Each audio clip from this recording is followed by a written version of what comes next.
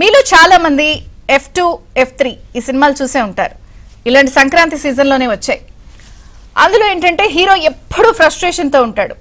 Frustration. కారణం ఇంట్లో తన మాట వినరు, బయట ఎవరు తన మాట వినరు. ఏ పని చేసినా ఏం జరిగినా కూడా అంతా కూడా తనకి ఇబ్బంది. ఎప్పుడూ ఫ్రస్ట్రేషన్తోనే ఉంటాడు. అసలు ఆ ఫ్రస్ట్రేషన్ వచ్చినప్పుడు కూడా ఒక టిపికల్ జెస్చర్ చేస్తూ ఉంటాడు, ఫ్రస్ట్రేషన్ కంట్రోల్ అన్నట్టు. నిజంగా ఆంధ్రప్రదేశ్లో AP CM YS Jaganmohan Reddy గారి పరిస్థితి కూడా ఈ సినిమాలో హీరోలాగా ఫ్రస్ట్రేషన్కి అన్ని వైపుల నుంచి ఉందా అంటే అవుననే వినిపిస్తోంది. ఎందుకంటే ఆయనకి పార్టీలో ఫ్రస్ట్రేషన్, కుటుంబంలో ఫ్రస్ట్రేషన్, పాలనాపరంగా ఫ్రస్ట్రేషన్. ఒక్కొక్కటి మనం జాగ్రత్తగా గమనిస్తే పార్టీలో ఫ్రస్ట్రేషన్ ముందుగా అసలు వీర విధేయులు అనుకున్న వాళ్ళందరూ కూడా అసలు ఒక దశలో ముఖ్యమంత్రి గారి మీద ఈగ వాళ్ళనిచ్చేవాళ్ళు కాదు, మాట పండించేవాళ్ళు కాదు. అసెంబ్లీ వేదికగా కూడా పాటలు, పద్యాలు, కవితలు, కీర్తనలు, శ్లోకాలు ఇలాంటివన్నీ కూడా ఈ 4.5 పైచీల కాలంలో అసలు వీర విధేయతను ప్రదర్శించిన వాళ్ళందరూ కూడా ఇప్పుడు అడ్డంగా తిరగబడుతున్నారు. నువ్వెంత అనే పరిస్థితికి వచ్చేసారు. అసలు అపాయింట్మెంట్లు కోరిన వాళ్ళందరూ కూడా పిలిచినా కూడా మీ అపాయింట్మెంట్లు మాకు వద్దు అనే పరిస్థితికి వచ్చారు. ఇప్పుడు ఏ పరిస్థితి ఎలా ఉందంటే దూతలను పంపినా కూడా బేఖాతరు చేయటం లేదు, అసలు కనీసం ఫోన్లు ఎత్తట్లేదు. మీరు టికెట్లు ఇస్తానన్నా మీకు దండం, మాకు టికెట్లు వద్దు అనే పరిస్థితికి వచ్చేసారు. అసలు మేమే పోటీలో తప్పుకుంటున్నాం అనే పరిస్థితి కూడా బాహటంగా ఫోన్ చేసి మరీ చెప్పేస్తున్నారు. ఇదంతా కూడా మొదటి 2 జాబితాల్లో 35 చోట్ల మార్పులు చేర్పులకే పరిస్థితి ఇలా ఉంది. అసలు వీర విధేయులు అనుకున్న వాళ్ళు, అసలు జగన్ అంటే అపర భక్తి చూపించిన వాళ్ళందరూ కూడా పార్టీకి టాటా చెప్పేస్తున్నారు, బాహాటంగా నిరసన వ్యక్తం చేస్తున్నారు. టీడీపీ జనసేనతో టచ్లోకి వెళ్ళిపోతున్నారు. అసలు సూపర్ ట్విస్ట్ ఏమిటంటే ఆట మొదలెట్టకుండానే ఆ క్రికెటర్ అంబట్ రాయుడు అయితే డకౌట్.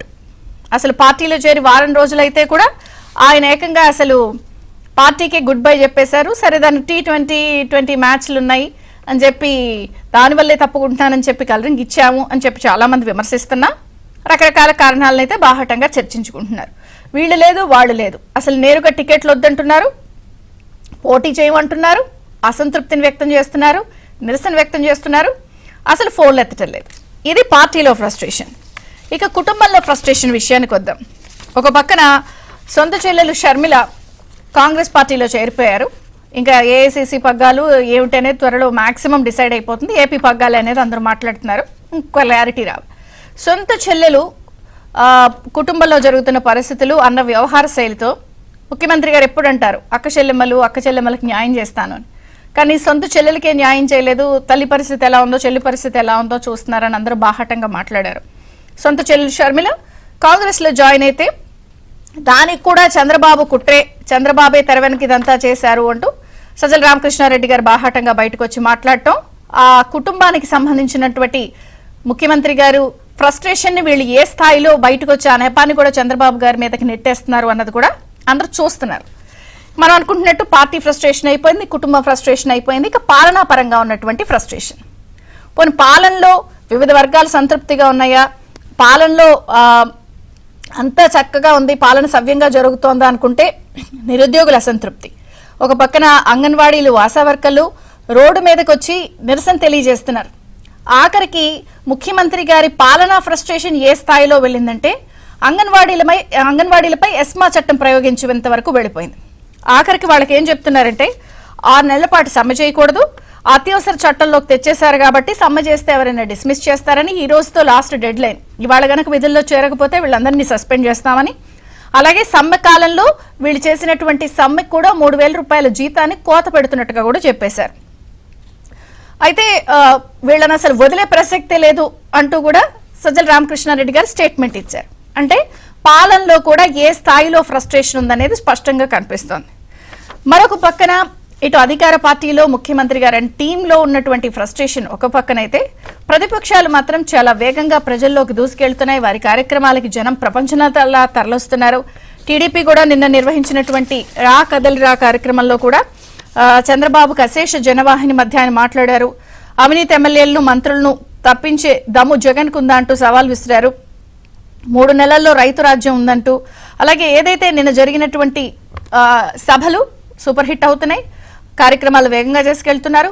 ప్రోగ్రాం మీద ప్రోగ్రామం పూర్తి స్థాయిలో ప్రజల్లో ఉండేందుకు టీడీపీ జనసేన అలయన్స్ చాలా వేగంగా నిర్ణయాలు తీసుకుంటోంది. జనసేన కూడా ఈ రోజు రేపు కూడా మంగళగిరిలో కార్యాలయంలో కూడా సమావేశాలు నిర్వహించబోతోంది. అటు కాంగ్రెస్ కూడా షర్మిల బాధ్యతలు చేపట్టిన తర్వాత ఉత్సాహంగా వాళ్ళు కూడా 25 పార్లమెంట్ స్థానాలకి ఇన్ఛార్జీలు నియమించడం కనిపిస్తోంది.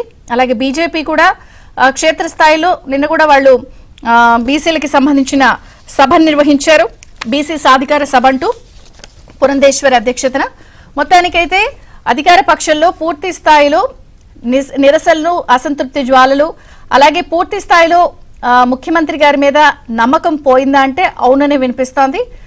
దానికి తోడు మీ లెక్కలు మీకుంటే మా లెక్కలు మాకుంటాయని చెప్పి వాళ్ళు కూడా తేల్చి చెప్పేస్తున్నారు. మొత్తంగా ఎటు చూడాలి, నమ్మకం పోయిందా, విధేయత తగ్గిందా, ఎందుకు ఎన్నికలకు ఇంకా సమయం దగ్గరకు అయ్యే కొద్దీ కూడా ఇలా పరిస్థితి కనిపిస్తోంది. 35 మంది 2 జాబితాలకే పరిస్థితి ఇలా ఉంది. మరి ఇప్పటికే కేంద్ర ఎలక్షన్ కమిషన్ కి సంబంధించిన వాళ్ళంతా కూడా టీం వచ్చేసారు. ఈరోజు సమావేశాలు జరగబోతున్నాయి. మరి ఇక తర్వాత జాబితా వచ్చేసరికి కూడా వైసీపీ నావా మునిగిపోయే పరిస్థితికి వచ్చేసిందా, చివరికి మిగిలేది జగనేనా?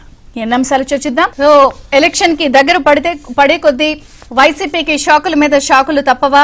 ఎందుకు ముఖ్యమంత్రి అలాగే జగన్ గారంటే నమ్మకం తగ్గిందా, విధేయత పోయిందా, ఎందుకు స్వరం మారుతోంది, ఎందుకు టీడీపీ జనసేనలోకి వెళ్లేందుకు సిద్ధమవుతున్నారు, అసలు పోటీ చేయం బాబు నీకు దండం అంటూ కూడా ఎందుకు ఇలాంటి పరిస్థితి వచ్చింది?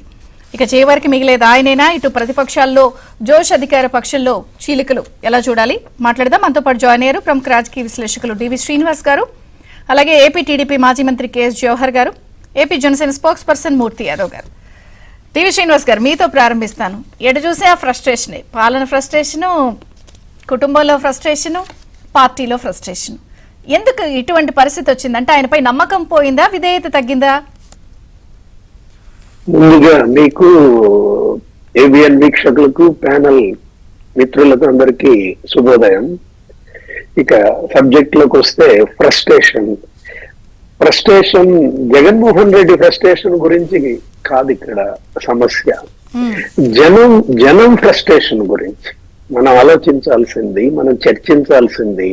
జగన్మోహన్ రెడ్డి ఫ్రస్ట్రేషన్ అది అతని ఇంటి సమస్య, లేకపోతే అతని పార్టీ సమస్య, లెట్ ఇట్ బి. ఇప్పుడు ఎందుకంటే జనం ఫ్రస్ట్రేషన్ 5 ఏళ్లలో 5 కోట్ల ప్రజలు ఎంత ఫ్రస్ట్రేషన్ కి గురయ్యారు.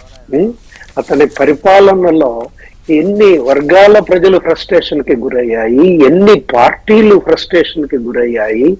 ఈ ఫ్రస్ట్రేషనే జగన్మోహన్ రెడ్డి ఫ్రస్ట్రేషన్ గా అంతిమంగా ఇప్పుడు ఇవాళ మనకు కనపడుతోంది. జగన్మోహన్ రెడ్డి ఫ్రస్ట్రేషన్ ఎందుకంటే నిరాశ, నిస్పృహలు ఎందుకు? తన వైఫల్యాల నుంచి వచ్చినటువంటి ఫ్రస్ట్రేషన్. ఏది పోలవరం కట్టలేకపోయాను అనే ఫ్రస్ట్రేషన్, పులిచింతల 1 గేటు కొట్టుకుపోతే సరే గుండ్లకమ్మ 2 గేట్లు కొట్టుకుపోయినాయి అనే ఫ్రస్ట్రేషన్. వెల్ఫేర్ లో కూడా అవినీతి, స్కామ్స్ అన్నమాట, స్కీముల్లో స్కామ్లకు పాల్పడటం అదొక ఫ్రస్ట్రేషన్. ఇలా అతని ఫెయిల్యూర్సే ఫ్రస్ట్రేషన్ గా మనం చూడాలి. ఇప్పుడు ఆ ఫ్రస్ట్రేషన్ మీరు అన్నారు ఏమన్నా ఆయన ఫ్రస్ట్రేషన్ కాదు ఇక్కడ చర్చించాల్సింది, బాధితుల ఫ్రస్ట్రేషన్, ప్రజల ఫ్రస్ట్రేషన్. నిజంగానే మీరు గమనించారో లేదో, ఈరోజు పేపర్లో కూడా చాలా ఆ పాలనాపరమైన ఫ్రస్ట్రేషన్ వివిధ వర్గాల్లో కనిపిస్తుంది. అది ఇక్కడ చూడండి మీరు, దళిత రైతుపై వైసీపీ నేతల దాడి, సంబంధం లేకపోయినా భూ వివాదంలో జోక్యం, బూటు కాడతో తనతో నగ్నంగా తిప్పుతూ వైసీపీ జెండా తిప్పాలన్నందుకు పోలీసుల దాష్టికం. ఇవన్నీ కూడా మరి పాలనాపరమైన ఫ్రస్ట్రేషన్లే కదా, ప్రజల మీద చూపిస్తున్నారు కదా. అవి అంతే కదా, మొదటి రోజు నుంచే ఫ్రస్ట్రేషన్ జగన్మోహన్ రెడ్డిలో. ప్రజావేదిక విధ్వంసం ఎందుకు జరిగిందమ్మా? ఫ్రస్ట్రేషన్ తోనే ప్రజావేదిక విధ్వంసం జరిగింది. వాళ్ళందరూ ప్రజలంతా కూడా నేను ముఖ్యమంత్రి అయినా చంద్రబాబు దగ్గర క్యూ కడుతున్నారు, ఆయనకి వినతి పత్రాలు ఇస్తున్నారు అనే ఫ్రస్ట్రేషన్ తో ఏం చేశాడు? ఆ ప్రజావేదికనే కూలగొట్టేశాడు. ఈ విధ్వంసాలన్నీ కూడా జగన్మోహన్ రెడ్డి ఫ్రస్ట్రేషన్ గానే చూడాలి. భూ కబ్జాలు, తర్వాత ఈ హత్యలు, అత్యాచారాలు, బీసీ, ఎస్సీ, ఎస్టీ వీళ్ళందరి మీద దమనకాండ, ఇదంతా కూడా ఫ్రస్ట్రేషన్ అన్నమాట. ఇప్పుడు ఏంటంటే మీరు ఈరోజు న్యూస్ చదివారు, ఒకటి వార్త కూడా చెప్పారు. అదే న్యూస్ నేను ఇంకొకటి చెప్తున్నాను. ఏది అక్కడెక్కడో ఎమ్మెల్యే కార్యాలయం క్యాంప్ ఆఫీస్ లో కత్తిపోట్లు అంట. అవును, ఏదో ఒక ఎమ్మెల్యే, వైసీపీ ఎమ్మెల్యే కార్యాలయంలో కత్తిపోట్లు అంటే ఎందుకు, ఏంటి ఆ ఫ్రస్ట్రేషన్ అంటే వాటాలు పంచుకోవడంలో ఫ్రస్ట్రేషన్ అన్నమాట. ఇప్పుడు ఎమ్మెల్యేల్లో ఫ్రస్ట్రేషన్, మంత్రుల్లో ఫ్రస్ట్రేషన్, చివరికి ముఖ్యమంత్రిలోనే ఫ్రస్ట్రేషన్ అన్నమాట. నా వెంట్రుకు కూడా పీక్కోలేరు అన్నటువంటి పెద్ద మనిషి ఇవాళ జుట్టు పీక్కునే పరిస్థితి ఎందుకు వచ్చిందమ్మా? ఈ మార్పులు చేర్పులు ఎలా చూడాలి? మీకు ఇప్పుడు మనం సంక్రాంతిలో ఉన్నాం, మీకు ఒక సంక్రాంతి భాషలో మాట్లాడుకుందాం. ఏంటి, ఇప్పుడు కోళ్ల పందాల జోరు మనం తెలుసు. వైసీపీ పుంజులు పారిపోతున్నాయి, జగన్మోహన్ రెడ్డి కోడి పుంజులు ఏమవుతున్నాయి, బరిలో దిగటం లేదు, పారిపోతున్నాయి అన్నమాట. అంటే ఆ ముక్కులు కరిపించినా జుట్టు పీకిచ్చినా కూడా జగన్ పుంజులు బరిలో దిగటానికి సిద్ధంగా లేదంటే, కోడి పుంజు అంటేనే పౌరుషం, పౌరుషానికి ప్రతిరూపంగా ఉండాల్సిన వాళ్ళు ఇప్పుడు ఆ పుంజులన్నీ కూడా వాళ్ళ పిరికితనం ఎందుకు వచ్చింది? బానే పెట్టాడమ్మా, ఏది పుంజులకి ఈ 5 ఏళ్లలో జగన్మోహన్ రెడ్డి మేత కూడా బానే పెట్టాడు వైసీపీ పుంజులకి.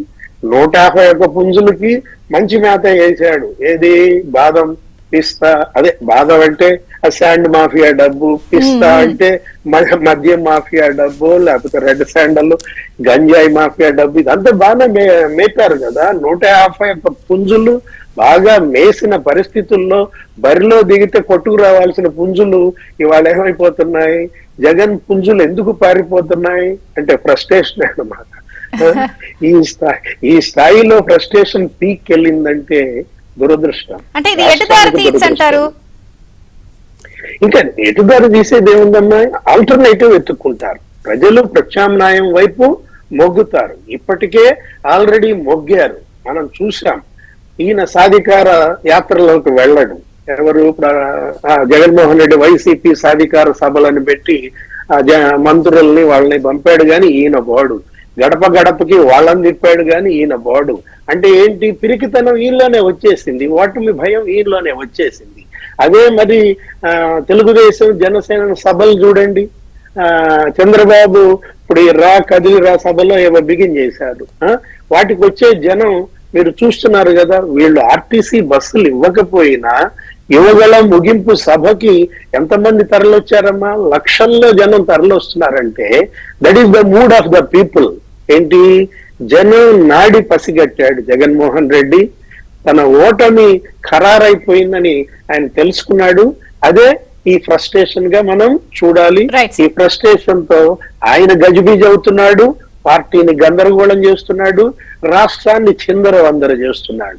రైట్, మనం టీడీపీతో కూడా మాట్లాడదాం. ఏపీ టీడీపీ నుంచి మాజీ మంత్రి కేఎస్ జవహర్ గారు ఉన్నారు. నమస్తే అండి, బ్రేక్ఫాస్ట్ న్యూస్ కి స్వాగతం. అంటే అధికార పార్టీలో జరుగుతున్న పరిస్థితులు ఎలా ఇప్పుడు అంతా రివర్స్ గా కనిపిస్తోంది. స్వరమే కాదు, చూపు మారుతుంది. చాలా మంది టీడీపీ జనసేన ఆప్షన్ గా చూస్తున్నారు. అంటే ఒక ఎలక్షన్స్ దగ్గరికి వచ్చే ఒక 2 జాబితాలు వచ్చేసరికి ఇటువంటి పరిస్థితి ఎందుకు వచ్చింది? నమస్కారం అమ్మా చంద్రిక గారు, అదేవిధంగా శ్రీనివాస్ గారు, మరో మిత్రులకు కూడా ప్యానెల్లో ఉన్న మిత్రులకి నమస్కారం. ఈ రోజు రాష్ట్రంలో ఇందాక మీరు చెప్పినట్టుగా ముప్పేట దాడి అనేది జగన్మోహన్ రెడ్డి మీద జరుగుతా ఉన్నటువంటి పరిస్థితి మనం చూస్తా ఉన్నాం. కుటుంబాన్ని వదిలే పని లేదు, పార్టీని వదిలే పని లేదు, పాలనని వదిలే పని లేదు. ఈ మూడిట్లో కూడా గాడి తప్పినటువంటి పరిస్థితుల్లో జగన్మోహన్ రెడ్డి మీద ప్రజలకు ఉన్నటువంటి వ్యతిరేకత జగన్మోహన్ రెడ్డికి ఇప్పటి వరకు కూడా అర్థం కాలే. ఆయనకి ఎప్పుడు అర్థమైంది? జాబితాలు విడుదల చేసిన తర్వాత. ఎందుకంటే ఫీల్డ్ లో ఉన్నటువంటి వ్యక్తుల యొక్క రాజకీయ పరిస్థితులు, అక్కడ ఉన్న ప్రజలటువంటి అవగాహన, ప్రజలు ఏ విధంగా రియాక్ట్ అవుతున్నారనే చూసిన తర్వాత అప్పటి వరకు కూడా జగన్మోహన్ రెడ్డికి అర్థం కాలే. ఎందుకంటే ఎమ్మెల్యేలు తిరుగుతున్నారు, ఎమ్మెల్యేలు బాగా పట్టుంది, ప్రజలతో బాగున్నారు, లేకపోతే ఇంకోటి గడప గడపకి చేపిస్తున్నాం, లేకపోతే ఇంకోటి చేపిస్తున్నాం, దానిలో చేపించిన వాళ్ళు 18 మందో 14 మందో ఉన్నారని ఒక తక్కువ సంఖ్యను చూపించి, ఎందుకంటే మనకి ఈ సందర్భంగా గుర్తు రావాల్సిందంటే అంతఃపురాన్ని విడిచి బయటకు వచ్చి రాజుగారు ఎక్కడా కూడా చూసిన సందర్భం లేని సందర్భంలో ఈ రోజు ప్రజల్లో ఉన్నటువంటి వ్యతిరేకతని తన మీద వ్యతిరేకత అని భావించట్లే. అతను ప్రజల్లో ఉన్నటువంటి వ్యతిరేకతని ఎవరైతే అక్కడ స్థానికంగా ఉన్నటువంటి శాసనసభ్యుల మీద కానీ ఎంపీల మీద కానీ ఉందని వాళ్ళ మీద తోసేసి నా తప్పేం లేదు, నేను బటన్ నొక్కే పని మీద ఉన్నాను, అప్పులు తెచ్చే పని మీద ఉన్నాను, వీటన్నిటి మీద ఉన్నాను తప్ప ఆ వ్యతిరేకత అంతా నాది కాదనే చెప్పడానికి మసిబూసి మారేడుకాయ చేయడానికి చేసినటువంటి ప్రయత్నంగానే మనం దీన్ని చూడాలి. దాంతో పాటుగా ఈరోజు ప్రజల్లో పెద్ద ఎత్తున, ఎందుకంటే ఏ రంగం సరిగా లేదు, వ్యవసాయ రంగం కానీ, విద్యుత్ రంగం కానీ, లేకపోతే ఇతర రంగాలు ఏవి కూడా, విద్యారంగం కానీ దాంతోపాటు పారిశ్రామిక రంగం కానీ అన్ని రంగాల్లో కూడా పూర్తి స్థాయిలో భ్రష్టు పట్టినటువంటి పరిస్థితి ఈరోజు చూస్తా ఉన్నాం. అనేక సందర్భాల్లో చెప్తా ఉన్నా, ఎందుకంటే ఏ రంగం పాడైనా పర్లేదు కానీ విద్యా రంగం మీద ప్రయోగాలు చేస్తే మాత్రం అది రాబోయే తరానికి నష్టమని మనం మొదటి నుంచి కూడా అనేక సందర్భాల్లో మీ డిబేట్ లో కానీ పత్రికా ముఖంగా కానీ చెప్పిన సందర్భాలు చాలా ఉన్నాయి. ఎందుకంటే ఎక్కడా లేని నూతన విద్యా విధానం తీసుకొచ్చి స్కూల్స్ మెర్జింగ్ చేసి పూర్తిగా పాఠశాల విద్యను అసలు పరాయి విద్య చేసినటువంటి పరిస్థితే కాకుండా ఈ రోజు రాష్ట్రంలో ఏ రంగం బాగుంది, ఏది గాలి కొట్టుకుపోయినటువంటి రైతాంగం కానీ, అదే విధంగా తుఫాన్లు బారిన పడినటువంటి రైతాంగం కానీ, వీటన్నిటి వ్యతిరేకత అనేది ఖచ్చితంగా ఇట్లా చెప్తూ ఉంటారు సోషల్ మీడియాలో. అసలు మేము అందులో నెంబర్ 1 వచ్చాం, ఇందులో నెంబర్ 1 వచ్చాం అని చెప్పి చూపించి ప్రమోట్ చేస్తూ ఉంటారు. లేకపోతే ఇప్పుడు సొంత చెల్లెలు షర్మిల గారి మీద కూడా సోషల్ మీడియాలో అది మీ కుట్రే, చంద్రబాబు గారు చేసిన కుట్రే అని చెప్తున్నారు. మీ వల్లే ఆవిడ గెలిచింది అంటున్నారు. ఇప్పుడు మీరు విద్యారంగం అన్నారు, అసలు మేము కేరళ తర్వాత మేమే నెంబర్ 1 అని చెప్పి సోషల్ మీడియాలో చెప్తున్నారు. అదే ఎందుకంటే పాఠశాలల్లో, ప్రాథమిక పాఠశాలలో 2 పిల్లలు 3 పిల్లలు ఉన్న పాఠశాలలు నేను స్వయంగా చూశాను చంద్రిక గారు. నేను ఉపాధ్యాయుడిగా పనిచేయటమే కాకుండా ఎక్కడికి వెళ్ళినా, ఏ ఊరు వెళ్ళినా పాఠశాలకు వెళ్తా. వెళ్ళాలి పిల్లలు ఎంతమంది ఉన్నారు, ఉపాధ్యాయులు ఎంతమంది ఉన్నారంటే మన శ్రీకాకుళం ఆముదాల వలస ఇన్ఛార్జికి వెళ్ళినప్పుడు ఆ ప్రాంతంలో ఉన్నటువంటి మున్సిపల్ పాఠశాల ఉపాధ్యాయులతో నేను మాట్లాడితే ఒక్కొక్క పాఠశాల 2 పిల్లలు 2 టీచర్లు అంతే. ఆ రేషియోలో పాఠశాల మొత్తం విద్య మొత్తం నాశనం అయిపోయింది. సరే, అది జగన్మోహన్ రెడ్డికి అర్థం అవుద్దో అర్థం కాదు అనేది నాకు అవసరం లేదు. ఎందుకంటే రాబోయే రోజుల్లో ఖచ్చితంగా వ్యవస్థల్ని గాడిని పెట్టడం కోసమే ఆ గాడిని పెట్టేటటువంటి ఇది చంద్రబాబు నాయుడు గారికి ఉందని నిన్న తిరువూరు సభ గాని, కనిగిరి గాని, ఇక్కడ ఆచంట గాని విజయవంతమైనటువంటి పరిస్థితి చూస్తే ప్రజలు ప్రత్యామ్నాయం కోరుకుంటున్నారు.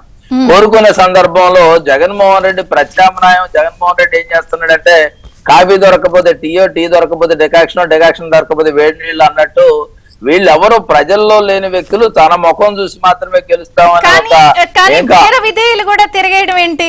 అసలు ఫోన్లు చేస్తే రాపోవడం. కొంతమంది విధేయులు ఉన్నారు కదా, వాళ్ళందరూ మీ కొంతమంది వస్తున్నారు కదా, వాళ్ళందరూ అసలు ఒకప్పుడు అసెంబ్లీ వేదికగా ఎలాంటి మాటలు మాట్లాడాడు అందరూ. అవునమ్మా, ఇప్పుడు ఆఖరికి స్పీకర్ స్థాయిలో ఉన్నటువంటి వ్యక్తి కూడా ఏ విధంగా స్పందించిన తీరు మనం చూస్తా ఉన్నాం. దాంతో పాటుగా వేరే విధేయత అనేది రాజకీయాల్లో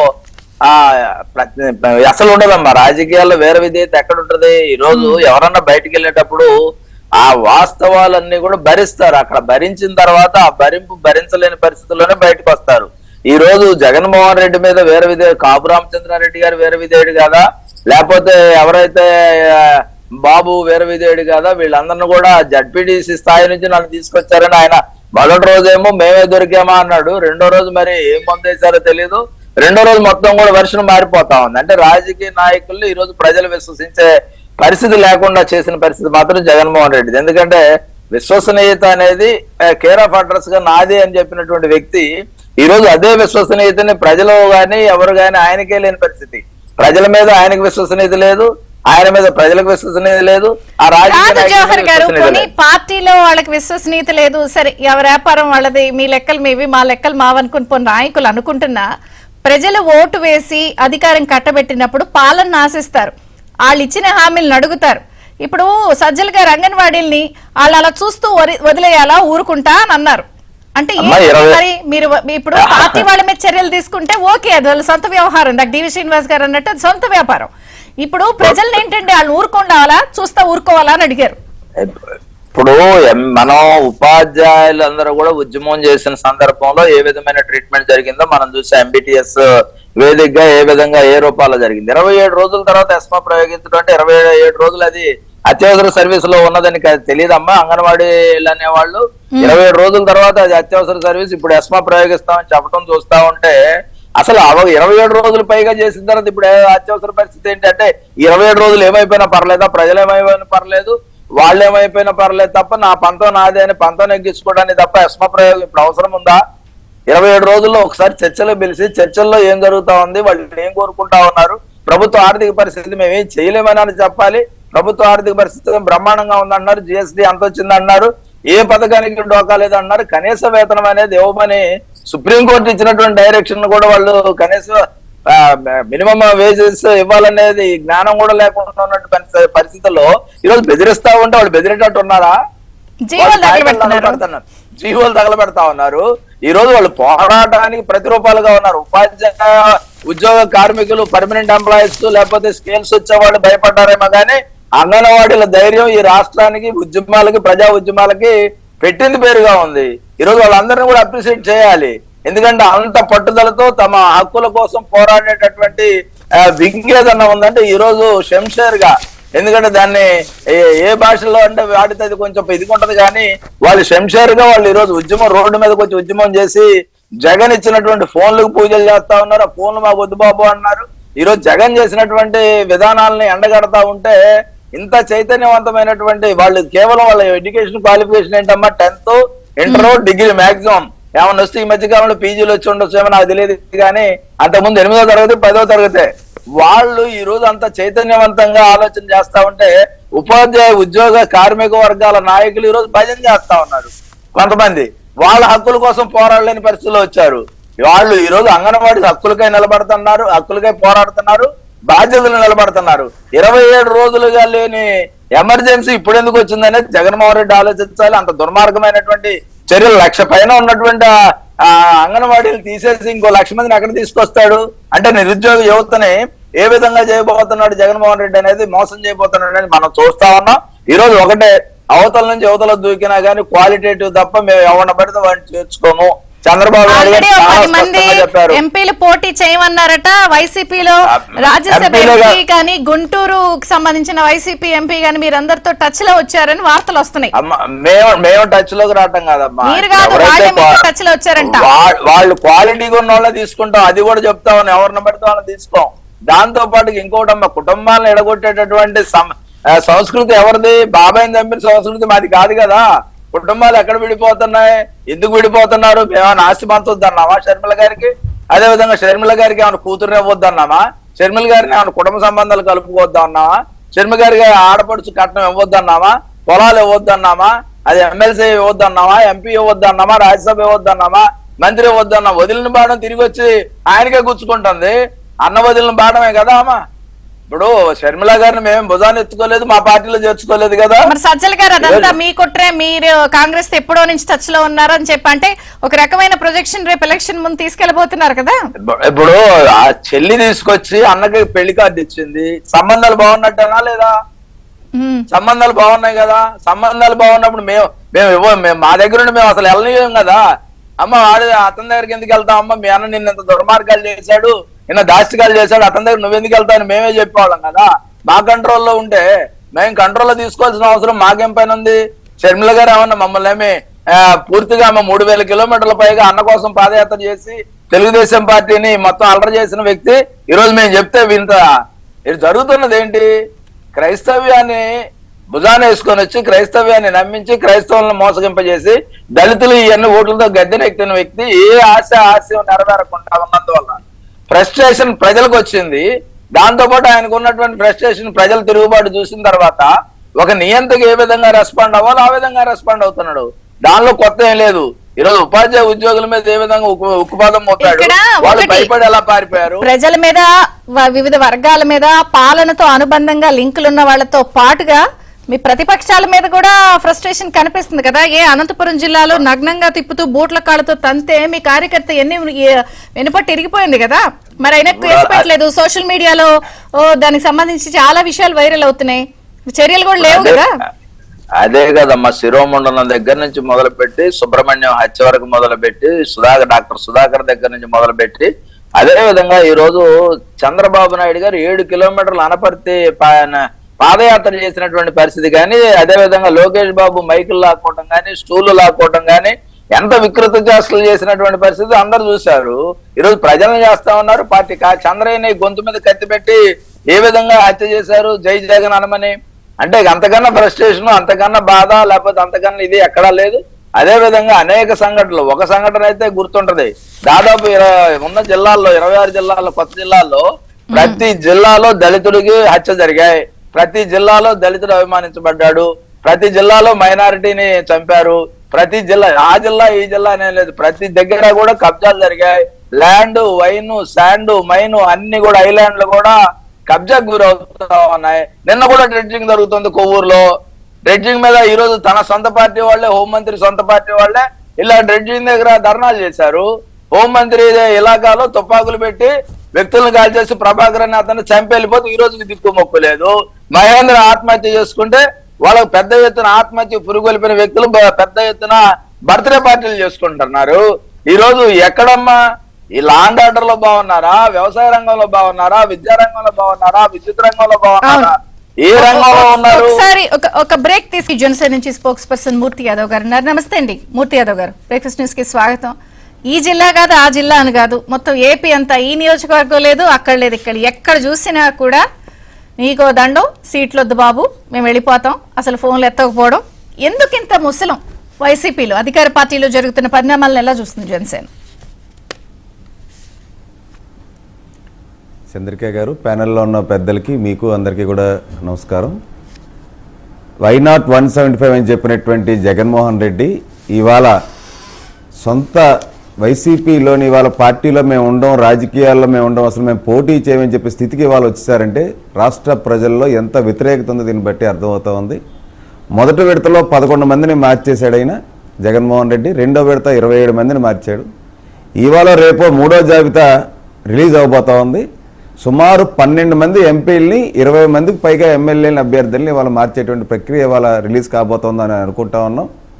ఈ మూడో జాబితాతో వైసీపీ మూలాలన్నీ కూడా వాళ్ళు కదిలిపోయేటువంటి పరిస్థితి.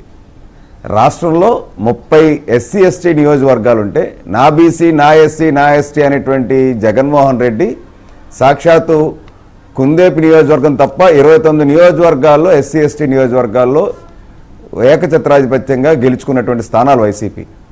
అటువంటి స్థానాల్లో కూడా దళితులు, గిరిజనులు పోటీ చేసినటువంటి విద్యావంతులు అయినటువంటి, మేధావులైనటువంటి ఎమ్మెల్యేలని 14 మందిని మార్చేశారు. అసలు కనీసం వాళ్ళతో మాట్లాడటానికి కూడా ఇవాళ అపాయింట్మెంట్ ఇవ్వాలనేటువంటి స్థితిలో ఇవాళ జగన్మోహన్ ఉన్నాడు. అంటే జగన్మోహన్ రెడ్డి యొక్క వికృతమైనటువంటి స్వభావం ఎలా ఉందో ఇవాళ వాళ్ళ పార్టీ ఎమ్మెల్యేలు, ఎంపీలు చూస్తూ ఉన్నారు.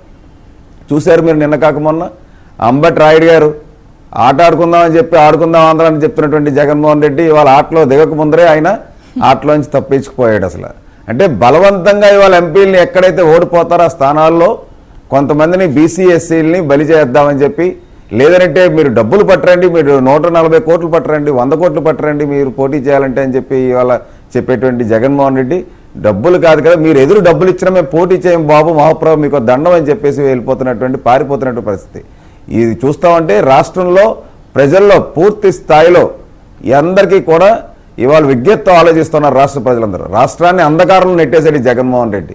కనీసం రాజధాని లేదు. ఇవాళ ఈ రాష్ట్రం దేంట్లో నెంబర్ 1 ఉందండి ఇవాళ? అంటే శాండ్ మాఫియాలో దోచుకున్న దాంట్లో ఇవాళ జగన్మోహన్ రెడ్డి నెంబర్ 1లో ఉన్నాడు. ఇవాళ ల్యాండ్ అంటే ఎక్కడ చూస్తే అక్కడ విశాఖ కేంద్రంగానే ఇంచుమించు 1,00,000 కోట్ల రూపాయలు ఉత్తరాంధ్రలో భూముల్ని ఇవాళ దోచేసుకున్నటువంటి ఈ వైసీపీ ప్రభుత్వం, వైసీపీ గెద్దలు ఎవరైతే ఉన్నారో రాష్ట్ర వ్యాప్తంగా కొన్ని లక్షల కోట్ల ప్రభుత్వ భూముల్ని, డీ పట్టాలని, పేద దళిత బీసీ డీ పట్టాలన్నీ కూడా వీళ్ళు అన్యాయంగా అక్రమంగా రాయం చేసుకుని అదిరించి బెదిరించి వీళ్ళు అన్నిట్లు కూడా పాల్పడినటువంటిది. ఆఖరికి మైనింగ్లో దోచుకోవడంలో నెంబర్ 1, వైన్స్లో 1,00,000 కోట్ల రూపాయలు ఇవాళ వీళ్ళు మామూలు వసూలు చేశారు సొంత కంపెనీలు పెట్టుకొని జగన్మోహన్ రెడ్డి జే బ్రాండ్ పేరుతో. దేంట్లో నెంబర్ 1 ఉందండి? ఇవాళ అప్పుల్లో ఆంధ్ర రాష్ట్రాన్ని నెంబర్ 1లో తీసుకొచ్చినటువంటి చరిత్ర ఈ జగన్మోహన్ రెడ్డిది. మనం చూస్తూ ఉన్నాం. నిరుద్యోగ యువతకి ఉపాధి అవకాశాలు కల్పిస్తాం, జాబ్ క్యాలెండర్ ఇస్తామని చెప్పి కనీసం ఒక్క ఏడాది కూడా జాబ్ క్యాలెండర్ రిలీజ్ అయినటువంటి దుర్మార్గమైనటువంటి ముఖ్యమంత్రి జగన్మోహన్ రెడ్డి. 22.4% నిరుద్యోగ యువత రాష్ట్రంలో నెంబర్ 1 స్థానంలో ఉంది. ఇవాళ ఉపాధి అవకాశాలు లేక, ఉద్యోగాలు లేక వలసపోయి వాళ్ళ భవిష్యత్తు అగమగోచరం అయిపోయి ఇవాళ రాష్ట్రాన్ని అంధకారంలో నెట్టేసి సార్ రాష్ట్ర అభివృద్ధి గురించి కానీ పాలనను గాలికి వదిలేశారు. ఇంత పెద్ద ఎత్తున పారిశుద్ధ్య కార్మికులు ధర్నా చేస్తూ ఉన్నారు, ఓ పక్క వచ్చి అంగన్వాడీలు ధర్నా చేస్తున్నారు. ఇప్పుడు ఎస్మా ఇవాళ మేము ప్రయోగిస్తామనంటే అసలు అర్థం ఉందా ముఖ్యమంత్రికి? తాడేపల్లి ప్యాలెస్లో కూర్చొని కేవలం ఇక మేము ఓడిపోతున్నాం, తట్టాపుట్ట సర్దుకోవాలని చెప్పి ఇంక ఉన్నకాడికి వైసీపీ ఫర్ సేల్, మనం సేల్కి పెట్టేశాం టికెట్ అని చెప్పేసి ఉన్నకాడికి దోచుకోవడానికి ఇవాళ పెట్టుకుని సజ్జల గారు కానీ ఏ పార్టీలోనే జరిగే ప్రక్రియ, ఏ మార్పులు చేర్పులు టీడీపీ జనసేనలో జరగవా అని అంటున్నారు. అంటే మరి వైనాట్ 175 అనేటప్పుడు ఇంత ఫ్రస్ట్రేషన్లోని, ఇంత అభద్రతా భావంలోని ముఖ్యమంత్రి ఇవాళ సజ్జల, ఇవాళ వాళ్ళ బొత్స సత్యనారాయణ వీళ్ళందరూ ఎందుకు ఇంత ఉలుక్కు పడతా ఉన్నారు? ఎందుకు ఇంతమంది అభ్యర్థులు మార్చాల్సి వస్తుంది? అభ్యర్థులతో మాట్లాడే స్థితి కూడా ఇవాళ ముఖ్యమంత్రి కానీ సజ్జల గారు కానీ లేకపోవడం ఏంటి అసలు? అంటే అసలు సీఎం క్యాంప్ ఆఫీస్ తాడేపల్లి ఆఫీస్కి ఎమ్మెల్యేలు మంత్రులు వస్తే ఎంపీలు వస్తే మాట్లాడిన దుస్థితిలో ఎందుకున్నారు? ఎందుకు వీళ్ళు భయపడతా ఉన్నారు? ఎందుకు అభద్రతా భావంతో ఉన్నారు? అసలు ఎందుకు ఇవాళ ఎమ్మెల్యేలు ఎంపీలు జారిపోతా ఉన్నారు? ఎందుకు మార్చాల్సి వస్తుంది? ఎవరైనా ఎంఆర్ఓలు మారుస్తారు కానీ ట్రాన్స్ఫర్ చేస్తారు కానీ ఎమ్మెల్యేలని ఎంపీలని ట్రాన్స్ఫర్ చేయరు కదా. వీళ్ళు నచ్చిన స్థానాల్లో అది కేవలం బీసీ ఎస్సీ ఎస్టీ స్థానాల్లో మారుస్తా ఉన్నాడు ఈయన. కేవలం బీసీ ఎస్సీ ఎస్టీలని రాజకీయ భవిష్యత్తుని వీళ్ళు ఖచ్చితంగా వీళ్ళు బదనాం చేయడానికి వాళ్ళ రాజకీయ భవిష్యత్తుని పూర్తిగా అనదొక్కడానికే చేస్తున్నారు. ఎక్కడ రెడ్డి స్థానాల్లో సీఎం గారు సామాజిక వర్గానికి చెందినటువంటి స్థానాల్లో ఎక్కడైనా సరే మార్పులు చేర్పులు జరిగినాయా? అగ్ర కులాల్లో ఉన్నటువంటి ఎవరైతే ప్రజాప్రతినిధులు ఉన్నారో వైసీపీలో వాళ్ళు ఎవరికైనా మార్పులు చేర్పులు జరిగినాయా? కేవలం ఏంటంటే జగన్మోహన్ రెడ్డి ఇంకా మన పని అయిపోయింది, మనం రాష్ట్రంలో మనం ఉండలేము, మనం బ్రతకలేము, మనం దోచుకోవాల్సినంత దోచేసుకున్నాం కాబట్టి మన పని ఖాళీ చేస్తారు, ప్రజలందరూ కూడా అర్థమైపోయింది. సొంత కన్న తల్లినే తల్లి పార్టీలో అటు వాలిపోతా ఉంటారు అందరూ. ఇప్పుడు వాళ్ళ దాంట్లో చాలా మందికి చీటీలు జరుగుతున్నప్పుడు మూడో జాబితా ఇవాళ రేపు వస్తుంది. మీకేదో అంటున్నారు కదా మూడో జాబితా వచ్చేసరికి ఎంత అయిద్దని, ఏమైనా సమాచారం ఉందా? ఆల్రెడీ ఉత్తరాంధ్రలో తమ్మినేని గారి పరిస్థితి ఏమైందో చూసాం. ఇంకేమన్నా మీకు ఏమైనా పేర్లు సమాచారం ఉందా? పలానా వాళ్ళు ఈసారి మూడో జాబితాలో చీటీ జరిగిద్దని? మా జిల్లాలో సాక్షాత్తు మంత్రి అమర్ తాడేపల్లి ప్యాలెస్ నుంచి ఏదైతే స్క్రిప్ట్ వస్తుందో స్క్రిప్ట్ చదువుతూ ఎప్పుడు కూడా పవన్ కళ్యాణ్ గారిని, తెలుగుదేశం పార్టీ చంద్రబాబు నాయుడు గారిని, లోకేష్ గారిని ఎప్పుడు విమర్శిస్తున్నటువంటి అమర్కే ఇవాళ సీట్ లేకుండా ఇవాళ గాలికి వదిలేశారు. ఇవాళ మంత్రి గుడివాడ అమర్ని ఇవాళ ఉత్తరాంధ్రలో సగానికి పైగా వైసీపీ ఎమ్మెల్యేల సీట్లన్నీ కూడా గల్లంతైపోయే పరిస్థితి. ఎంపీలు ఇవాళ ఎంపీని తీసుకొచ్చి ఎమ్మెల్యేని పెట్టారు. ఇవాళ ఎంపీ స్థానాలన్నీ ఖాళీ అయిపోయినాయి. ఎవరు ఎంపీగా పోటీ చేయడానికి ఉత్తరాంధ్రలో వైజాగ్లో ఎవరు ఎంపీ పోటీ చేస్తారు? అనకాపల్లిలో ఎవరు పోటీ చేస్తారు? అరుక్కి ఎవరు ఎంపీ క్యాండిడేట్లకి? అసలు శ్రీకాకుళం, విజయనగరం మీరు ఎక్కడ చూసినా ఎంపీ క్యాండిడేట్లు ఇవాళ కరువు అయిపోయారు. ఇవాళ కేవలం జగన్మోహన్ రెడ్డి చేసుకున్నటువంటి స్వయంకృతాపరాధం, కేవలం దోపిడీయే జేయంగా ఇవాళ రాష్ట్రాన్ని పరిపాలించాడు, రాష్ట్రాన్ని అంధకారంలో నొట్టేసాడు. రాజధాని కొంతమంది వద్దని వెళ్ళిపోతున్నారు. ఇప్పుడు వాళ్ళందరూ కూడా డెఫినెట్ గా టీడీపీ జనసేన వైపే చూపు ఉండే అవకాశం ఉంది కదా. మీరు మీ జాబితా ఎప్పుడు తేలుస్తారు? టీడీపీ జనసేన ఉమ్మడి దానికి సంబంధించిన అభ్యర్థుల జాబితా ఇంకా తేల్చేసేయచ్చు కదా. ఎందుకని వాళ్ళందరూ ఇటు వచ్చే అవకాశం ఉంది కదా. ఖచ్చితంగా చంద్రబాబు నాయుడు గారు, పవన్ కళ్యాణ్ గారు అలాగే బీజేపీతో కూడా అలయన్స్లోని ఒక మంచి నిర్ణయం తీసుకుంటారు. మరికొద్ది రోజుల్లో నెలలో వాళ్ళు చర్చలు జరుపుతూ ఉన్నారు. ఏ స్థాయిలో ఎవరెవరికి ఎక్కడెక్కడ ఏ స్థానాలు కేటాయించాలి, ఎక్కడ ఎవరు పోటీ చేయాలన్నది ఇది రాష్ట్ర భవిష్యత్తుకు సంబంధించినటువంటి అంశం కాబట్టి తొందరపాటు నిర్ణయాలు తీసుకొని ఇప్పుడు సీట్ల గురించి ఇవాళ అర్ధాంతరంగా వెంటనే ప్రకటించేటువంటి పరిస్థితి కాదు. ఖచ్చితంగా మంచి నిర్ణయం వెలువడిపోతూ ఉంది. ఒక పక్క చంద్రబాబు నాయుడు గారు కదిలిరా అనేటువంటి కార్యక్రమం చేస్తున్నారు. ఒక పక్క జనసేనాని పవన్ కళ్యాణ్ గారు నియోజకవర్గాల వారీగా సమీక్షించి నాయకులందరికీ, వీరమహిళలందరికీ కూడా సన్నద్ధం చేస్తున్నారు. రాష్ట్ర భవిష్యత్తు కోసం మనందరం కూడా సన్నద్ధం అవ్వాలి. రేపు జరగబోయేటువంటి యుద్ధంలో రాష్ట్రాన్ని మనం కాపాడుకోవాలి, రాష్ట్రాన్ని అభివృద్ధి పథంలో నడపాలనేటువంటి ధ్యేయంతో ఉన్నారు. జాబితా అనేది మరికొద్ది రోజుల్లో వీళ్ళు పూర్తి స్థాయిలో ఒక కొలిక్కి వచ్చిన తర్వాత రిలీజ్ చేస్తారు తప్ప వచ్చేటువంటి వాళ్ళందరూ కూడా టికెట్లు ఆశించకుండా రాష్ట్ర భవిష్యత్తు కోసం వచ్చేటువంటి దాంట్లో భాగంగా వాళ్ళ భాగస్వామ్యం ఉండాలని కనుక భావించేటట్టు జనసేన టీడీపీ శ్రేణులు బేషరతుగా అంటే రాష్ట్ర భవిష్యత్తు ఇప్పుడు ముఖ్యం. రాష్ట్రం అంధకారంలో నెట్టేశారు. 20 సంవత్సరాల వెనక్కి జగన్మోహన్ రెడ్డి రాష్ట్రాన్ని అంధకారంలో నెట్టేశాడు. అన్ని రంగాల్లో రాష్ట్రం వెనకబడిపోయింది. రాష్ట్రాన్ని దోచుకు తిన్నారు. రాష్ట్రంలో ఉన్నటువంటి పంచభూతాలను కూడా దోచేసుకున్నటువంటి ఈ వైసీపీ ప్రభుత్వం, వైసీపీ గెద్దలు ఎవరైతే ఉన్నారో వాళ్ళని సాగనంపి వాళ్ళందరినీ కూడా ఇవాళ మనం పక్కన పెట్టి రాష్ట్రానికి మనం మంచి భవిష్యత్తుని ఇవ్వాలి, మన బిడ్డలకి మంచి ఉద్యోగ అవకాశాలు ఇవ్వాలన్నా, లేదంటే ఒక మంచి రాజధాని మనం పెట్టుకోవాలన్నా, చేయాలన్నా అసలు ఖచ్చితంగా మనందరం కలిసి ఇవాళ రాజకీయంగా మనం పంపకాల్లో ఎక్కడ మనం తేడాలు రాకూడదు. మనం అందరం కూడా రాష్ట్ర భవిష్యత్తు కోసం ఆలోచించుకొని మనం త్యాగాలు చేయాల్సిన అవసరం అని చెప్పి వాళ్ళు చంద్రబాబు నాయుడు గారు, పవన్ కళ్యాణ్ గారు శ్రేణులు చెప్తున్నటువంటి సందర్భం. అటువంటిది ఖచ్చితంగా మంచి జాబితా వస్తుంది, మంచి వ్యక్తులను పెడతారు, వాళ్ళకి రాజకీయంగా మంచి సముచిత స్థానం ఇస్తారు, అందరికీ వచ్చేటువంటి వాళ్ళు కూడా బాగా గౌరవిస్తారు. జనసేన టీడీపీ పార్టీలు రేపు రాబోయే 2024 ఎన్నికల్లో ఖచ్చితంగా ఈ రాష్ట్ర ప్రజలు పట్టం కట్టడం ఖాయం అని చెప్పి కూడా చెప్తా ఉన్నాం. డివి శ్రీనివాస్ గారు, ఇప్పుడు మూడో జాబితా వచ్చేసరికి ఎవరికి పోద్దు, ఎవరికి ఏమిటి, ఇది ఇంకెంత దూరం వెళ్తుంది అన్నది ఒక చర్చ. పాలనా వైఫల్యాలు, ఎందుకు అధికార పార్టీలో ఇంత స్థాయిలో గందరగోళం ఉంది? సహజంగా ఎన్నికల ముందు ఈ ప్రక్షాళనలు లేదా మార్పులు చేర్పులు ఏ పార్టీలో అయినా ఉంటాయి. మరి ఎందుకు అధికార పార్టీలో ఈ స్థాయి గందరగోళం వస్తుంది? దాన్ని అసలు ప్రతిపక్షాల మీద దాష్టికం అవుతోంది, ప్రజల మీదకి దాష్టికంగా మడుతోంది. గతంలో ఎప్పుడైనా సరే ఉమ్మడి ఆంధ్రప్రదేశ్లో కానీ ఇలా విభజిత ఆంధ్రప్రదేశ్లో కానీ ఇలాంటి పరిస్థితి ఉందా? ఇదంతా చంద్రబాబు కుట్ర అంటాడేమో. ఆయన ఏంటంటే ప్రతిదాన్ని కూడా పక్కాళ్ళ మీద నెట్టేస్తాడు. ఇప్పుడు ఏంటి, ఇప్పుడు తన ఇంట్లో జరిగేదాన్ని కూడా చంద్రబాబు కుట్ర అంటాడు, తన పార్టీలో జరిగేదాన్ని కూడా చంద్రబాబు కుట్ర అంటాడు, తను పీల్చే గాలి, తను వదిలే గాలి, ఇదంతా కూడా చంద్రబాబు కుట్ర అనే పరిస్థితుల్లో ఆయన ఏంటంటే ఒక ఫోబియాలో ఇరుక్కుపోయాడు. ఏది, చంద్రబాబు ఫోబియా నుంచి జగన్మోహన్ రెడ్డి 57 నెలలైనా బయటికి రాలేకపోయాడమ్మా.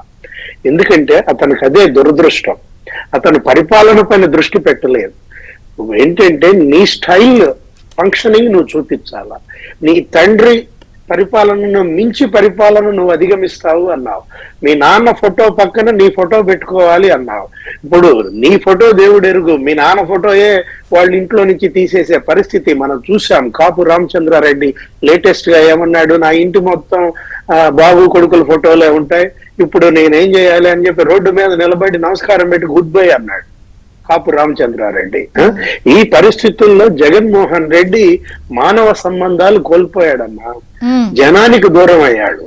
ఇన్నాళ్ళు జగన్ తలుపులు మూసుకున్నాయి, ఇప్పుడు జనం తలుపులు మూసేస్తున్నారు.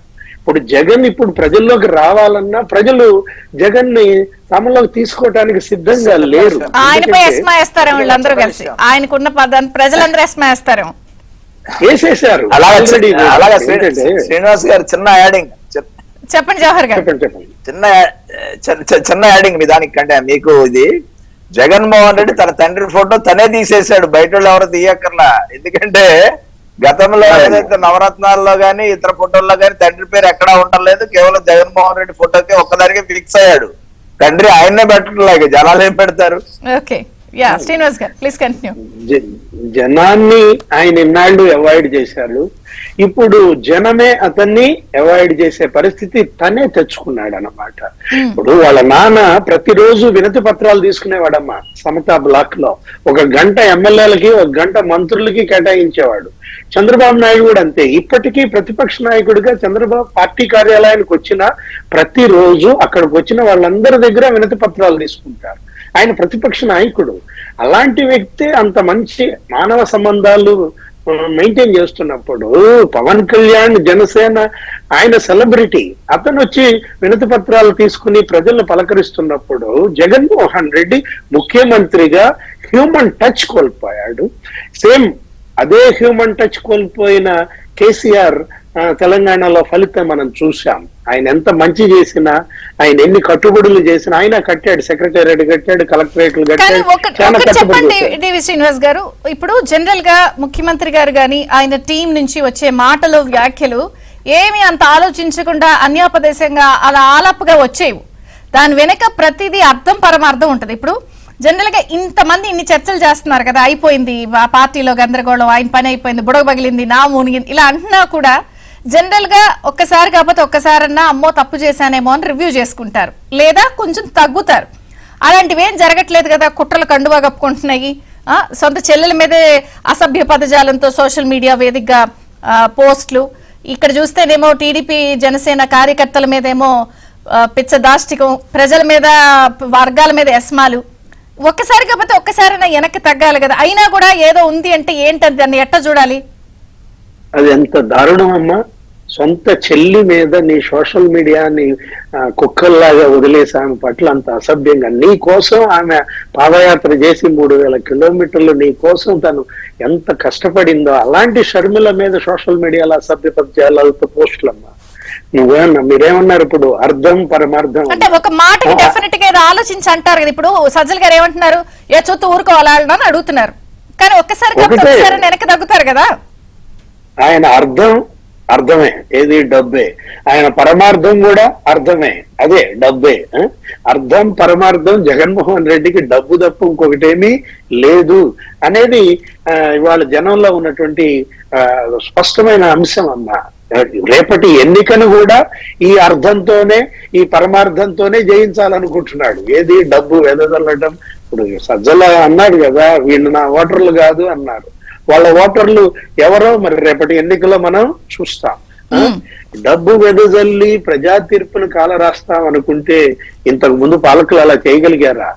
డబ్బు ఒకటే కాదమ్మా, జనం కోరుకునేది ప్రేమ కోరుకుంటారు, స్పర్శ కోరుకుంటారు, అభిమానం కోరుకుంటారు, పలకరింపు కోరుకుంటారు, మానవ సంబంధాలు కోరుకుంటారు. మానవ సంబంధాలకే దూరమైన పాలకుణ్ణి ఇవాళ మనం ఆంధ్రప్రదేశ్ లో చూస్తున్నాం. ఏ మానవ సంబంధాలు అయితే కోల్పోయాడో అదే ఇవాళ ఆయనకి గొడ్డలు పెట్టి అవుతాడు. జవహర్ గారు, సో ఒకటి అధికార పార్టీ అయితే పూర్తి స్థాయిలో ఏం జరిగినా కూడా అంతా మనకే ప్లస్ అయిపోద్దన్న యాంగిల్లో వాళ్ళని మార్చుకుంటున్నారు, చేసుకుంటున్నారు, వెళ్తున్నారు. దాని వాళ్ళకే ప్లస్ అని కౌంట్ చేసుకుని మరి వెళ్తున్నారు, కళ్ళ ముందు ఇన్ని కనిపిస్తున్నా. సరే, మీ పార్టీ విషయానికి కూడా వద్దాం. మీ దాంట్లో కూడా కొంత మరి అధికార పార్టీ అంత కాకపోయినా కొంత ఫ్రస్ట్రేషన్ కనిపిస్తుంది కదా.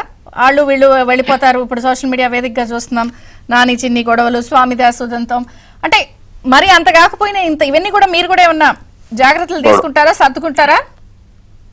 ఈ రోజు రాష్ట్ర ప్రయోజనాల దృష్ట్యా అందరూ కూడా త్యాగాలు చేయాలని ఇరు పార్టీకి సంబంధించినటువంటి నాయకులు పెద్ద మనసుతో అందరినీ కూడా కన్విన్స్ చేస్తా ఉన్నటువంటి పరిస్థితి చూస్తా ఉన్నాం. ఇక్కడ జగన్మోహన్ ఓడించడం తప్ప మేం గెలవటం కాదు కదా. అక్కడ మేం గెలవటం, ఈ రోజు రాష్ట్రం గెలవాలి. రాష్ట్రం గెలవాలంటే ఇప్పుడు ఎవరెవరైతే చిన్న చిన్న డిస్టర్బెన్స్లు ఇంత పెద్ద 40 సంవత్సరాల సుదీర్ఘ పార్టీలో ఉండటం సహజం. కానీ అవి ఏ మేర ఉన్నాయి, ఎంత మేర ఉందనేది అది కూడా లెక్కలేసుకోవాలి. ఇప్పుడు మా ఉదంతాలు ఎన్ని ఉన్నాయి, మీరు చెప్పినట్టు 2, 3, 1 ఉంటాయి.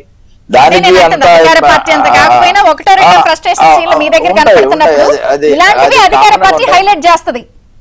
ఇప్పుడు కామన్ గా స్థాయి అంటే ఇప్పుడు 175లో 120 మార్పులు అంటే అది పెద్దది.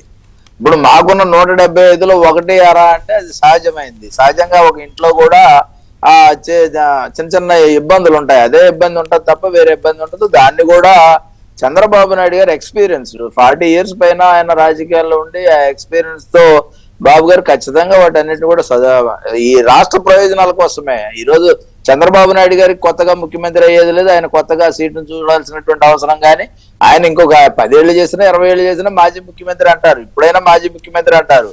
ఆయనకు పెద్దగా కాదు. ఆయన చంద్రబాబు నాయుడు గారి విజన్ ఏంటంటే ఈ రాష్ట్ర ప్రయోజనాలు, ఈ రాష్ట్ర బాగు, దాంతో పాటుగా ఈ రాష్ట్రంలో ఏదైతే కుదేలైనటువంటి వ్యవస్థల్ని గాడిలో పెట్టడం ఆయన ప్రధాన ఉద్దేశం. దానికోసమే కదా ఇప్పుడు ఆయనకి మాత్రం పవన్ కళ్యాణ్ గారికి మాత్రం ఆయన పార్టీ అధికారంలోకి రావాలని ఆయనకు ఉంటది కదా. ఈరోజు త్యాగాలతో ఈ రాష్ట్రాన్ని పునర్నిర్మాణం చేసుకోవాలన్నప్పుడు నాయకులు చిన్న చిన్నవి కూడా వదిలేసి త్యాగాలతో చేయాలి. ఇప్పుడు ఎవరైతే మీరు పేర్లు చెప్పారు వాళ్ళకి ఏం తక్కువ చేశారు? పార్టీ ఎంపీలు చేశారు, ఎమ్మెల్యేలు చేశారు, 5 సార్లు 6 సార్లు అవకాశాలు ఇచ్చారు. వాళ్ళు ఎందుకు వెళ్తున్నారు? దేనికోసం? అధికారమే పరమావధిగా మార్పులు అనే దాన్ని ఎవరూ కూడా వ్యక్తిగతంగా దాన్ని తీసుకున్న మీ దగ్గర కూడా త్యాగాలు అన్నందుకు వెళ్తున్నారా? ఇప్పుడు ఏదైనా అవ్వచ్చమ్మా. ఇప్పుడు ఈ రాష్ట్ర ప్రయోజనాల కోసం త్యాగం చేయమంటున్నాం. ఇప్పుడు ఎవరైనా సరే, నేనైనా సరే, ఎవరైనా సరే ఈ రాష్ట్ర ప్రయోజనాల కోసం జగన్మోహన్ రెడ్డిని ఓడించడం కదా మన లక్ష్యం. దానికోసం ఇప్పుడు కొన్ని వీటిని పక్కన పెట్టుకోవాల్సి ముందుకు వెళ్లాల్సినటువంటి పరిస్థితి ఉంది. వాటి అన్నింటిని కూడా చార్ట్అవుట్ చేస్తాం. మాకు సబ్స్టిట్యూషన్ కూడా ఎత్తకం, వాళ్ళనే కన్విన్స్ చేస్తాం. ఎందుకంటే మీరు కూడా త్యాగం చేయాల్సిన అవసరం ఉందా? అసలు మీకు ఏమైనా చెప్పారా? మీకు ఏమైనా ఎక్కడ చెప్పలేదు. స్ట్రెస్ చేస్తున్నానంటే పేర్లని ప్రస్తావన కాదు, ఇలాంటి చిన్న చిన్న ఫ్రస్ట్రేషన్లే ఒక్కొక్కసారి అధికార పార్టీ క్యాష్ చేసుకుని మిమ్మల్ని వేరేలాగా ప్రొజెక్ట్ చేసే అవకాశం ఉంటుంది కదా. ఇవన్నీ కూడా కొంత మేల్కొని మీరు వివరణలు ఇచ్చుకుంటే అర్థమవుతుంది కదా. లాస్ట్ మూమెంట్ లో అంతా జల్లి కళ్ళాపేసే టైం, ముగ్గేసే టైంకి ఏదో జరిగినట్టు. ఇప్పుడు సహజంగా అమ్మా, ఇప్పుడు గతంలో ఎన్నికల్లో జరిగిన సందర్భంలో ఎవరైతే అసంతృప్తులు ఉన్నారో అసంతృప్తులు వేరు, ఫ్రస్ట్రేషన్ వేరు. ఈ రోజు జగన్మోహన్ రెడ్డి పార్టీకి ఉందేమో ఫ్రస్ట్రేషన్, మాకుందేమో చిన్న చిన్న అసంతృప్తులు. అది 1 వాటిని ఏ విధంగా అడ్రస్ చేయాలనేది మా ఎక్స్పీరియన్స్ ఉంది. దాంతో పాటు ఏ విధంగా చేయాలనే దాని మీద మేము ఖచ్చితంగా ఆలోచన చేస్తాం. అది అవతలడికి అవకాశం ఇచ్చి మళ్ళీ ఈ రాష్ట్రం సర్వనాశనం అవడానికి మేమైతే దోహదపడం. మేము ఖచ్చితంగా దాని మీద ఏ విధంగా ఎక్సర్సైజ్ చేయాలో చేస్తాం. చంద్రబాబు నాయుడు గారు కూడా అంత ఈజీగా ఎవరిని వదులుకోరమ్మా. ఎందుకంటే ఎంతో మంది మేము చాలా సందర్భాల్లో ఆయనకు వ్యతిరేకంగా చిరాకు పెట్టినటువంటి సందర్భాల్లో కూడా ఆయన ఒక్క మాట కూడా పల్లెత్తి మాట అనరు. ఆయన కనీసం ఏటా అలా చేస్తున్నావు అరే అనే పదం కూడా రాదమ్మా. ఆయన ఏమండైనా పిలుస్తారు. ఆ గౌరవం, ఆ మర్యాద, ఆయన నేను ఎక్కడ చూడలే అంత స్థాయిలో ఉండి మేము కొత్తగా వెళ్ళిన వాళ్ళని కూడా మమ్మల్ని ఎప్పుడు కూడా పేరు పెట్టి కూడా పిలవలే. జవహర్ గారనే పిలుస్తారు. ఆయనకి ఆ సంస్కారం ఉంది. అలాంటి వ్యక్తి ఈ రోజు ఏ వ్యక్తినో వదులుకొని మీరు ఓకేనా? ఎవరైనా త్యాగం చేయాల్సిందే.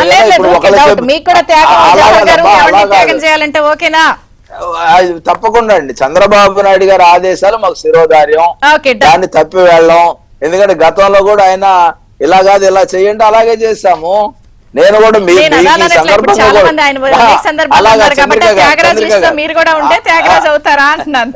ఇప్పుడు దానికి రాష్ట్ర ప్రయోజనాల కోసం దేనికైనా సిద్ధమని చెప్తా ఉన్నాం. ఉద్యోగాన్ని వదిలేసి వచ్చిన వాళ్ళం అమ్మా. ఉద్యోగం సుఖంగా ఉన్న ఉద్యోగం వదిలేసి వచ్చిన వాళ్ళము ఈ రోజు త్యాగాలు చేయటమో లేకపోతే ఇంకోటి చేయటం అంటే దానికి కూడా సిద్ధంగా ఉంటాం. దాంతో పాటు కూడా మీకొకటి కనీసం చంద్రబాబు నాయుడు గారిని నేను మంత్రి ఇవ్వమని కూడా ఏ రోజు అడగలే. కనీసం ఆ మంత్రి పదవులు ఇచ్చే సందర్భంలో కూడా నేను ఏ రోజు ఆయన కలిసిన సందర్భం కూడా లేదు. ఆయన ఖచ్చితంగా గుర్తిస్తారు. ఎక్కడైతే నాణ్యమైన నాయకత్వం ఉంటుందో ఆ నాయకత్వానికి అప్పచెప్తారు. మూర్తి గారు మీ కంక్లూడింగ్ ప్లీజ్. అంటే జనం అయితే బాగా వస్తున్నారు. జనం చూసి అది పాజిటివ్ గా అనుకుంటున్నారా లేకపోతే జరుగుతున్న పరిణామాలు మీకు కలిసి వస్తాయి అనుకుంటున్నారా? ఓవరాల్ గా మీ కంక్లూడింగ్ ఇవ్వండి. ఇప్పుడు అధికార పార్టీలో అయితే రివర్స్ కనిపిస్తుంది. స్వరము చూపు అన్ని మారుతున్నాయి, మీ సైడ్కే వస్తున్నాయి. రాష్ట్ర ప్రజలందరూ కూడా ఎక్కడైతే జనసేనాని పవన్ కళ్యాణ్ గారు కానీ చంద్రబాబు నాయుడు గారు కానీ లోకేష్ గారు కానీ ఎక్కడ ఏ సభలు పెట్టినా వాళ్ళ ప్రాంతంలో అసలు విజిట్ చేస్తున్నా కానీ స్వచ్ఛందంగా వస్తున్నటువంటిది.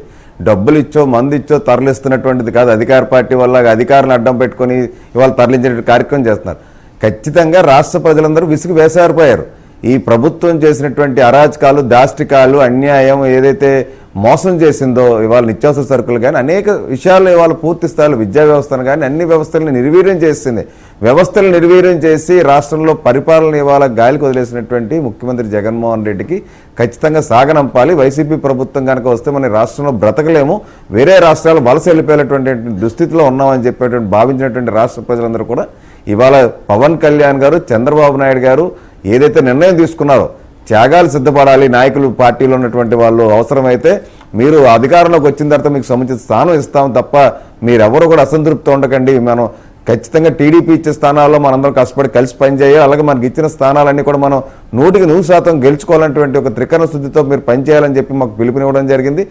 ఎక్కడా కూడా మీరు ఏది పేషెన్సీ లూజ్ అవ్వకుండా కష్టపడి మీరు పనిచేసి మన ప్రభుత్వాన్ని ఏర్పాటు చేసే దిశగా మీరు అందరూ పనిచేయాలని చెప్పి మాకు పవన్ కళ్యాణ్ గారు పిలుపునివ్వడం జరిగింది. అదే దిశగా రాష్ట్రంలో రేపు రానున్నటువంటి ఎన్నికల్లో ప్రభుత్వాన్ని స్థాపిస్తాం జనసేన టీడీపీ. శ్రీనివాస్ గారు మీ కంక్లూడింగ్ ఇవ్వండి. మొన్న బీజేపీ ఎంపీలను అసెంబ్లీకి దించి సక్సెస్ అయిందంటమ్మా మధ్యప్రదేశ్ అన్నిటిలో కూడా. కేసీఆర్ కూడా 9 మంది సిట్టింగులను మారిస్తే 7 గెలిచారంట.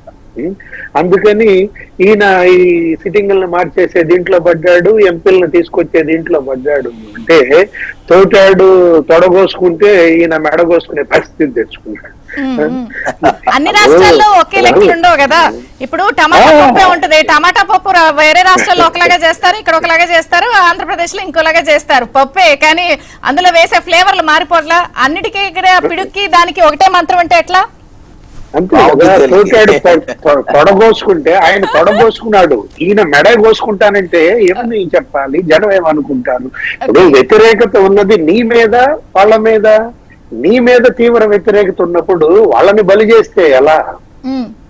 Right right sir. Thank you Srinivas గారు, జవహర్ గారు, వివి మూర్తి గారు, థ్యాంక్ యూ అండి. ఇది బ్రేక్ఫాస్ట్ న్యూస్ అప్డేట్స్ కొనసాగుతాయి. చూస్తూనే ఉండండి ABN.